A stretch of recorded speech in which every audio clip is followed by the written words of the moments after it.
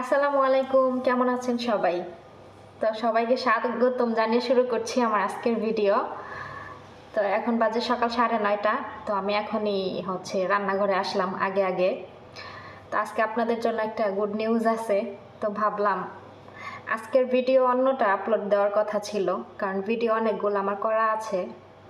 তো ভাবছিলাম অন্য একটা ভিডিও আপলোড করব, কিন্তু পরে আবার নিউজটা শুনে ভাবলাম যে না, যেহেতু আজকের নিউজটা আজকেই দেওয়া ভালো।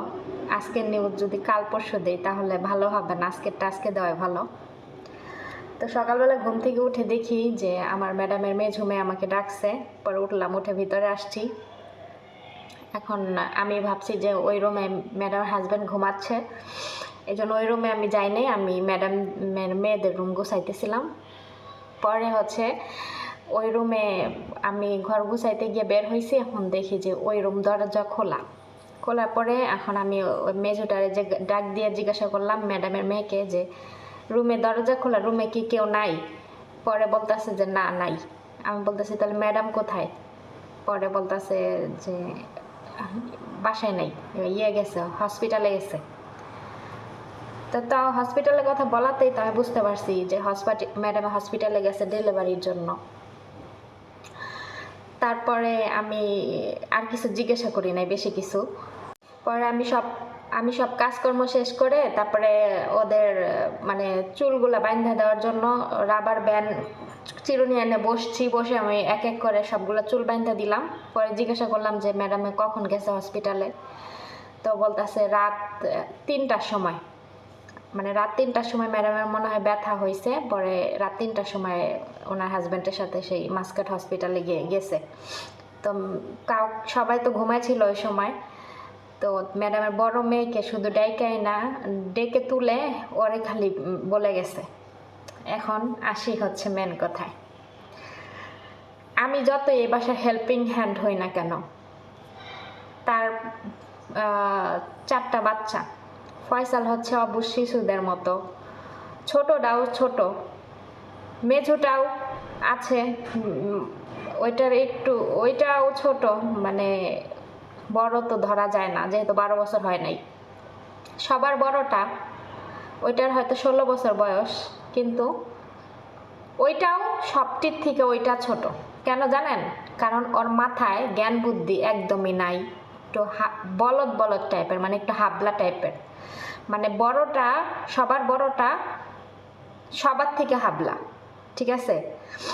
তাহলে আমি যেহেতু এই বাসায় কাজ করি, তাহলে আমার ম্যাডামের বাচ্চা হওয়ার ডেট কিন্তু সে জানে। তাহলে আমার ম্যাডামের তো উচিত 2 দিন আগে কিংবা 1 দিন আগে আমাকে বলা যে আমি হয়তো বা এই 2-1 দিনের মধ্যে বাসায় থাকবো না, আমি হসপিটালে হয়তো ভর্তি হব কিংবা ডেলিভারির জন্য, তাহলে তুই বাচ্চাগুলারে দেখে রাখিস। এটা কিন্তু তার বলার রাইট আছে কিনা নাই।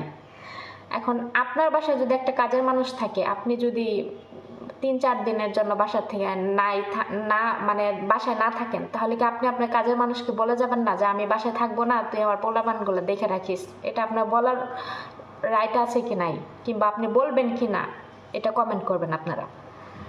কিন্তু আমার ম্যাডাম এত সে আমাকে বলে নাই যে তার পোলাপানগুলারে আমারে দেখে রাখতে। যাই হোক, কিচ্ছু বলে নাই, ঠিক আছে, কিচ্ছু বলে নাই। রাত 3টার সময় হয়তো বা ব্যথা উঠছে, চলে গেছে। হয়তো বা অত রাতে ডাক দেওয়া আমাকে পসিবল ছিল না, ঘুমাই গেছে ভাবছে। কিন্তু গতকালও তো আমাকে ডেকে নিয়ে বলতে পারতো। ম্যাডাম কিন্তু জানে, তা এই দেশের মানুষ কিন্তু তাদের ডেলিভারি ডেট জানে।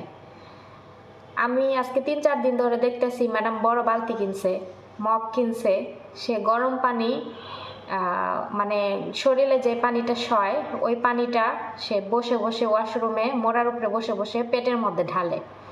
এটা আর বিদেশের ডেলিভারির আগে নিয়ম, ডক্টরে বলে দেয় বাচ্চা হওয়ার 1 সপ্তাহ আগের থেকে গরম পানি পেটের মধ্যে ঢালতে, তাইলে বাচ্চা নর্মালে হয় মনে হয় ইজিভাবে। এই জন্য, ঠিক আছে, মানে 1 সপ্তাহ আগের থেকে, বাচ্চার ডেলিভারির 1 সপ্তাহ আগের থেকে যদি মানে গরম পানি পেটের মধ্যে ঢালে, তাহলে ওই বাচ্চাটা না নিচের দিকে নেমে যায়, তখন ডেলিভারি হইতে আর সমস্যা হয় না, ঠিক আছে? এটা হ্যাঁ, মেয়ে যখন ছোটটা হয়েছে তখন আমি দেখছি উনি এমন করে, আবার এটার বেলাও দেখছি। যখন প্রথমটার বেলায় তো আমি নতুন, এখানে আমি অতটা বুঝি নাই, তো এইটার বেলায় এমন করতেছে, তখন আমি বুঝতে পারলাম যে এটা এরকম। আচ্ছা যাই হোক, কিন্তু আমার হচ্ছে মানে আমি আপনাদের সাথে ভিডিওটা শেয়ার করার একটাই উদ্দেশ্য যে তার তো আমাকে বলা উচিত ছিল যে আমি বাসায় থাকবো না, 3-4 দিন লাগুক আর 5 দিন লাগুক, তুই বাচ্চাগুলার দেখে রাখিস, তাই না? কিন্তু আমার ম্যাডাম আমার সাথে ভালো মন্দ একটা কথাও আমাকে বলে নাই, ঠিক আছে? তো সমস্যা নেই, আমার এতে করে সমস্যা নেই। আমার যতটুকু দেখার প্রয়োজন অতটুকু আমি দেখব। আমি তো কাজকর্ম শেষ করে ওদের মাথা চুল টুল বেঁধে দিয়ে আমি চলে গেছি আমার রুমে নাস্তা করার জন্য। পরে নাস্তা করে আমি আমার রুমে রেস্ট নিচ্ছিলাম। ম্যাডামের মেঝু মেয়ে গিয়ে আমাকে ডাইকা বলতেছে যে মানে আমার কফিলে ফোন দিয়া বলছে ওর বাবায় যে মাছ ভাজতে আর সাদা ভাত রান্না করতে আর আলু ভাজতে, তাই আমাকে বলল। তো আমি বললাম ঠিক আছে। পরে ও আমাকে নিজেই সাইদা বলতেছে যে ম্যাডামের বাচ্চা হয়েছে। যাক আলহামদুলিল্লাহ, ম্যাডামের ছেলে বাচ্চা হয়েছে, ম্যাডামও সুস্থ আছে। পরে আমি আবার জিজ্ঞাসা করলাম যে ম্যাডাম কি সুস্থ আছে? বলে হ্যাঁ সুস্থ আছে, বাচ্চা দেখতে হয়েছে ওই ম্যাডামের ছোট মেয়ে আছে না ওর মতো দেখতে হয়েছে, আর নাকটা হয়েছে ফয়সালের মতো। এগুলা বলতেছে আমাকে।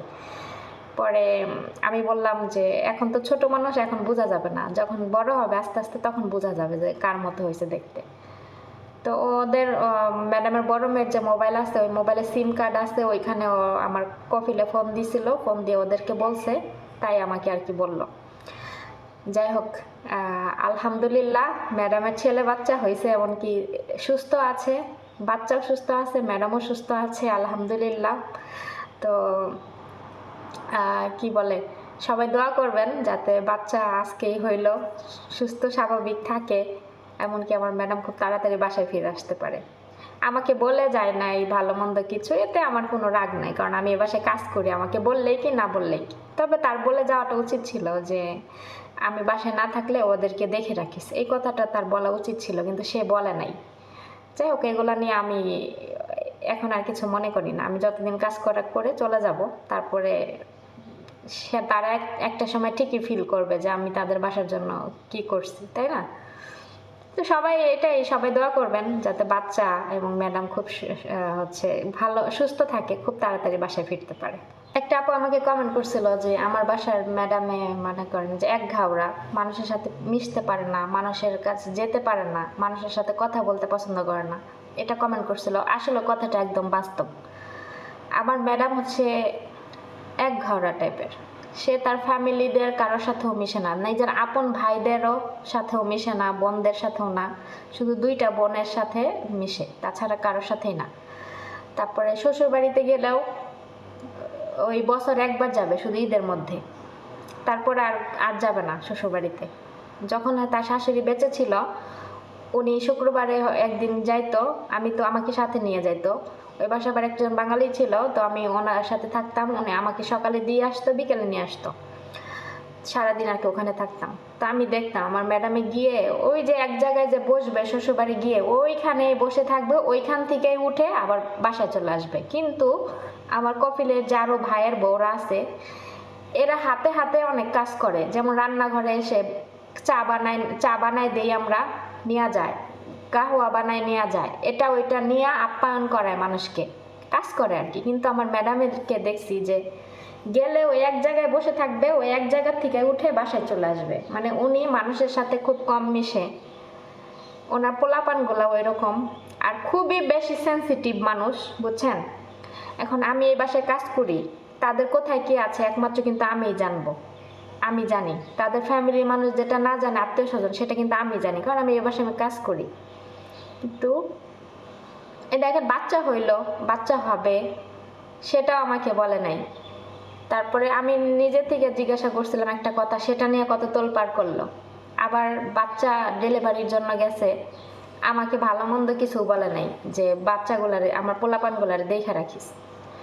তাহলে এতে আপনি কি বুঝেন? আমি এই বাসায় থাইকাও 10 বছরেও মনে করেন যে এ আমার সাথে ভালো মতো মিশতে পারে নাই।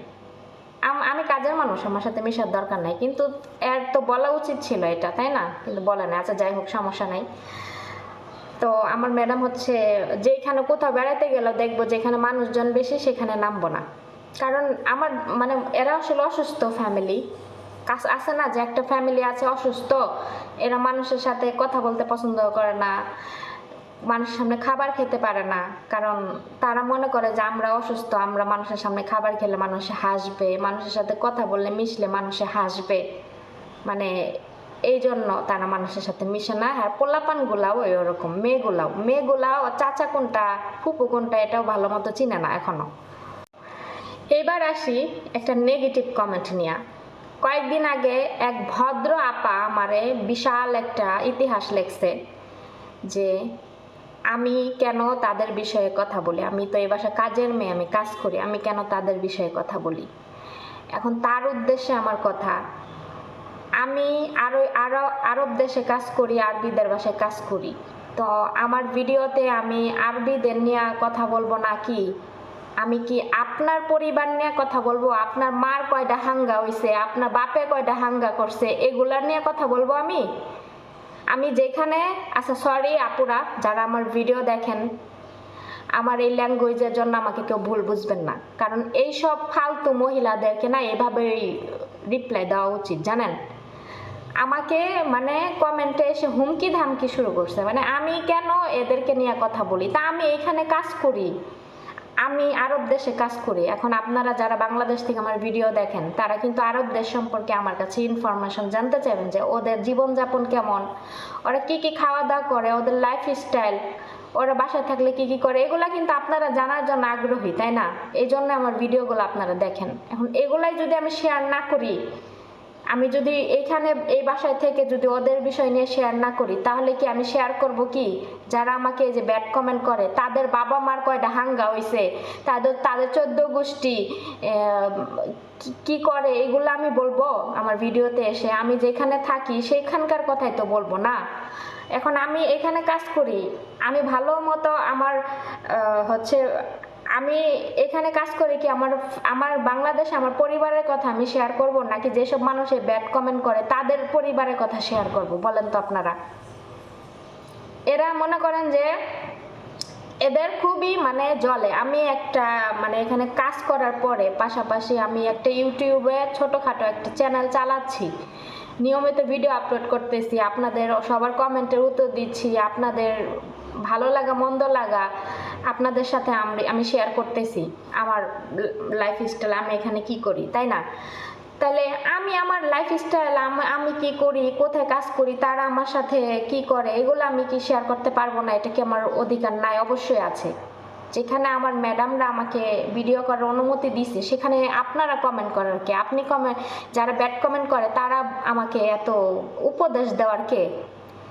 হ্যাঁ, আমার ম্যাডামের সাথে আমার যাই হয়ে যাক ঠিক আছে, কিন্তু তারা যে মানুষ হিসেবে খারাপ তা না, তারা মানুষ হিসেবে ভালো, কিন্তু খুবই সেনসিটিভ মানুষ ঠিক আছে। কারণ তারা একটা জিনিস করার আগে মনে করে হাই হাই এটা যদি বলে ফেলি, এটা যদি এরকম হয় ওরকম হয়, এই দিক থেকে খুব সেনসিটিভ, এজন্য তারা কোনো কিছু মানুষকে জানাইতে পছন্দ করে না ঠিক আছে। তো আমার সাথে যখন তারা ভালো করে আমি ভালোটাই শেয়ার করি, খারাপটা করলে আমি খারাপটাই শেয়ার করি। সবশেষে আমি এখানে কাজ করি, আমি এখানকার কাজের মেয়ে ঠিক আছে। এই মহিলা আমাকে এই কথা বলছে, মানে বারবার খালি লিখতেছে যে আপনি এখানকার কাজের মেয়ে, তা আমি কি ভিডিওতে এসে বলি যে আমি এখানকার ম্যাডাম? আমি তো কাজ করি কাজের মেয়ে তাই না, আমি কি ভিডিওতে এসে বলি যে আমি এখানকার ম্যাডাম? ফালতু কমেন্ট করতে আসলে হচ্ছে ইয়ের মধ্যে কি বলে, গালের মধ্যে জুতা দিয়ে বাইরাইয়া দিব, এগুলার সাথে অভদ্র ভাষা ব্যবহার করতে হয়। আমি আবার এত ভদ্র না, আমি কখনো বলি নাই যে আমি খুব ভদ্র। আমার সাথে যারা খুবই ভালো, আমি আলহামদুলিল্লাহ তাদের সাথে ভালো। আর আমি ভিডিওতে এসে এরকম কিছু খারাপ কিছু করি না যে আমাকে কেউ ব্যাড কমেন্ট করবে ঠিক আছে। আমার সাথে যখন যেটা হয় আমি সেটাই শেয়ার করি। তো যাই হোক, আর এগুলার নিয়ে কথা বলবো না। আবার বলে ভিউ ব্যবসা করে, তো ভিউ ব্যবসা তো সবাই করে, আর আমি কি ইউটিউবের টাকা দিয়ে চাল বাজার কিনে খাই? আমি শখের বসে আমি আমার চ্যানেল খুলছিলাম যে আমার লাইফস্টাইলগুলো আমি এখানে তুলে ধরবো, আমি এখানে কি করি আরব দেশের লাইফ সম্পর্কে আমি তুলে ধরবো, এর জন্য শখের বয়সে চ্যানেল খুলছি। কিন্তু এই চ্যানেলের টাকা দিয়ে যে আমি চাল কিনা খাবো, বাজার করে খাবো, এরকম কোনো ইয়া নাই। কারণ আমি একটা কাজ করতেছি, আমার মাস শেষ হলে এখানে একটা টাকা আসতেছে, তাহলে আমি ইউটিউবের টাকা আমার কত আসলো না আসলো এগুলো আমার কোনো ইয়া না যে আমি আলতু ফালতু ভিডিও বানাবো, মাস শেষ হলে আমার এত টাকা আসতে হবে, ওই টাকা দিয়ে আমার ঘর ভাড়া দিতে হবে, বাজার করে খেতে হবে, এমন কিছুই না। ঠিক আছে, তো আমি তো বেকার না, আমি একটা কাজের পাশাপাশি মানে ক্যারিয়ার করাটা কোনো খারাপ কিছু না। আমি আমার কর্মের পাশাপাশি একটা চ্যানেল খুলে চালাচ্ছি, তাহলে এটা আমার আরেকটা ক্যারিয়ার, তো দুইটা ক্যারিয়ার আমার একসাথে, তাই না? তাহলে এটা খারাপ কি? যাই হোক আপুরা, অনেক কথাই বললাম, আপনারা কেউ কিছু মনে করবেন না, আমি এখানে হয়তো বা কিছু রিয়্যাক্ট করে ফেলছি, কেননা এই ধরনের কমেন্ট দেখলে আমার খুবই রাগ হয়। এইসব মানুষ দেখবেন যায় যেসব মেয়েরা, অনেক মেয়েরা আছে যে বাজে ল্যাঙ্গুয়েজ ইউজ করে ভিডিওতে এসে বাজেভাবে নিজেকে উপস্থাপনা করে, তা আমি ওরকম কিছুই করি না, তারপরও এসে এদেরকে চুলকানি মার্কা কমেন্ট এদের করতে মন চায়। ঠিক আছে, যেগুলা চুলকানি মার্কা কমেন্ট করে না এগুলার আমি মনে করেন যে কমেন্টের রিপ্লাই তো দেই, আবার ভিডিওতে আইসাও এগুলার দেই আমি। ঠিক আছে, তো যাই হোক, আমি আর ভিডিও বড় করব না, এখানে রাখতেছি। শেষবারের মতো আবারও বলতেছি যে আমার ম্যাডামের জন্য, আমার ম্যাডামের বাচ্চার জন্য দোয়া করেন। আর এখন তো হয়তো বা সবাই বলবেন যে আপু ম্যাডামের বাচ্চা দেখায়ও, কিন্তু আপু আমি বর্তমানে হয়তো আগের থেকে বলে রাখি, বর্তমানে যেহেতু ম্যাডামের বাচ্চাটা খুবই ছোট, আর ম্যাডামে 8 বছর পর একটা ছেলে বাচ্চা হয়েছে, অনেক সাধনার ফসল, তাহলে আমি এই ছোট বাচ্চাকে আমি ক্যামেরায় দেখাইতে পারবো না। যদিও দেখায় আমি ফেসটাকে হাইড করে দেখাইতে পারবো পরে, এখন না। তার আগে আমি এই ছোট বাচ্চাকে আমি ক্যামেরার সামনে দেখাবো না। ঠিক আছে আপুরা, যখন দেখানো মনে হবে যে আমি দেখাইলে এখন ঠিক আছে, একটু বড় হোক, তখন দেখাবো ইনশাল্লাহ। তো সবাই ভালো থাকুন, সুস্থ থাকুন, আল্লাহ হাফেজ, দেখা হবে নেক্সট ভিডিওতে।